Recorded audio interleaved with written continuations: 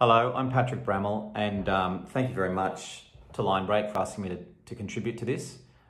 It's a pretty special thing that you've done and are doing, so thank you very much. I have chosen a pretty daggy thing. You might know it. You might not. It's Clancy the Overflow by Banjo Paterson. It's an old favourite of mine. Look, bush ballads, they're not the thing, are they? But love is love, so here I go. I had written him a letter, which I had, for want of better knowledge, sent to where I met him down the Lachlan years ago. He was shearing when I knew him, so I sent the letter to him just on spec, addressed as follows: Clancy the Overflow. And an answer came directed in a writing unexpected, and I think the same was written with a thumbnail dipped in tar. 'Twas his shearing mate who wrote it, and verbatim I will quote it. Clancy's gone to Queensland droving, and we don't know where he are. In my wild, erratic fancy, visions come to me of Clancy gone a droving, down the Cooper where the western drovers go. As the stock is slowly stringing, Clancy rides behind them singing, for the drover's life has pleasures that the townsfolk never know. And the bush hath friends to meet him, and their kindly voices greet him in the murmur of the breezes and the river on its bars.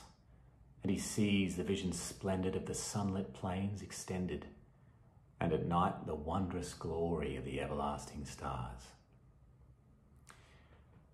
I am sitting in my dingy little office where a stingy ray of sunlight struggles feebly down between the houses tall, and the fetid air and gritty of the dusty, dirty city through the open window floating spreads its foulness over all.